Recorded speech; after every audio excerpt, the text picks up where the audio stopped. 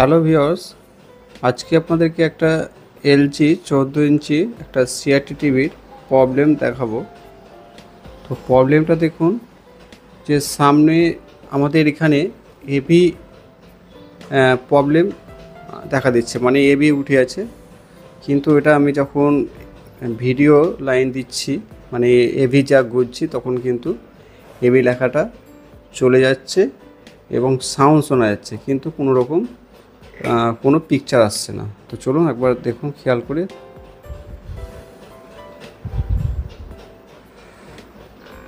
তো দেখুন দেখুন সাউন্ড শোনা যাচ্ছে এবং যখন ভিডিওটা এলো তখন কিন্তু এবি লেখাটা চলে গেল। তাই এটার এই ফল্টটাকে বলা হচ্ছে এবিএল প্রবলেম।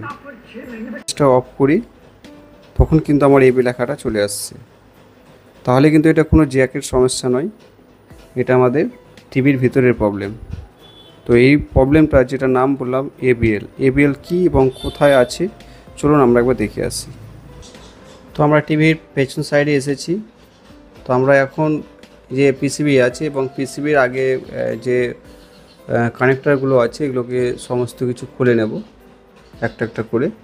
পুরো ভিডিওটা ধৈর্য সহকারে দেখবেন, যদিও ভিডিওটা লম্বা হবে না, আমি একটু কেটেও দেখাবো। আমার সমস্ত জ্যাকগুলো খোলা হয়ে গেছে। রিয়েল ফল্ট যখনই দেখা দেবে তখন আমাদের এখানে যে এই যে ইএসটি আছে, একটু খেয়াল করে দেখলেই বুঝতে পারবেন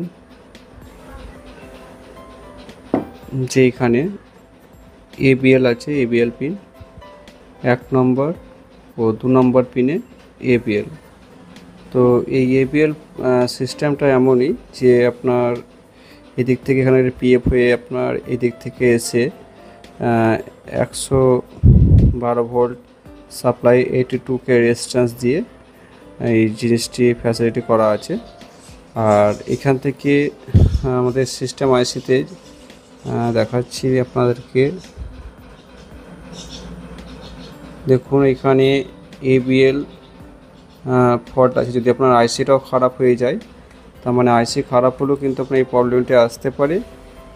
আর এদিক থেকে যে পয়েন্টটা গিয়েছে এবং এদিক হয়ে যে ক্যাপাসিটার রেজিস্ট্যান্স যে লাইনটা হয়ে এসেছে, এই দিকটা আমাদেরকে দেখতে হবে।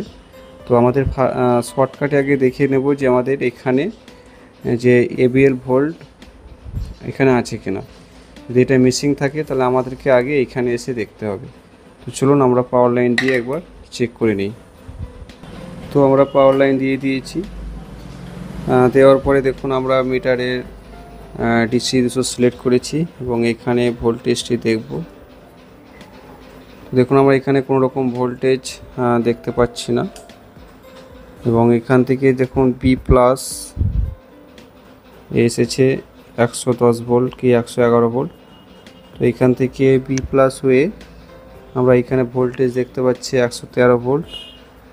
এই লাইনটা এখানে এসেছে এবং এখানেও 113 ভোল্ট, কিন্তু এখানে আমাদের 5 ভোল্ট কি 5.4 ভোল্ট এরকম দেখাবে ভোল্টেজ। তো এখানে ভোল্টেজ দেখাচ্ছে না। তো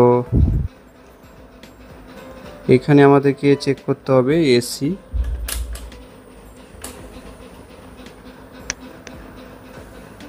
তো আমাদের এখানেও ভোল্টেজটা দেখাচ্ছে না। তো আমাদের এখানে একটা 82K রেজিস্ট্যান্স আছে, সেই রেজিস্ট্যান্সটি ওপেন হয়ে আছে, যার কারণে আমাদের ভোল্টেজটি মিসিং। আর যদি এখানে ভোল্টেজটা অলরেডি পেতাম, তারপরেও যদি আমাদের এবিএল প্রবলেম আসতো, তাহলে আমরা আর কি এই ওই সাইডে যেগুলো সিস্টেম আইসি থেকে এসেছে সেই লাইনটা দেখতাম যে এখানে এবিএল এর পয়েন্ট যে সিস্টেম আইসি থেকে গিয়েছে এই লাইন হয়ে, এই কম্পোনেন্টগুলো আমরা ফল্ট পেয়ে যেতাম। তো আমরা ফল্ট পেলাম যে এখানে যে রেজিস্ট্যান্স লাগা আছে 82K এটাই নষ্ট হয়ে গেছে। তো দেখুন এই হচ্ছে সেই রেজিস্টার। তো এটা দেখে কিছু বোঝা যাচ্ছে না, তো এটা ইন্টারনালি প্রবলেম আছে। তো আমার কাছে এখন একটা রেজিস্ট্যান্স লাগাবো রেজিস্টার, এটা হচ্ছে 68K লাগাবো আমি, কারণ আমার কাছে ওই রেজিস্টারটি নেই। আর এই রেজিস্টারটার ভ্যালু হচ্ছে 68K। তো আপনারা 68 থেকে আপনারা যদি 82K ভিতরে লাগান, তো কোনো অসুবিধা নেই, কিছুটা কম বেশি হতে পারে। তো চলুন এটাকে আমরা এই জায়গায় লাগিয়ে দেবো।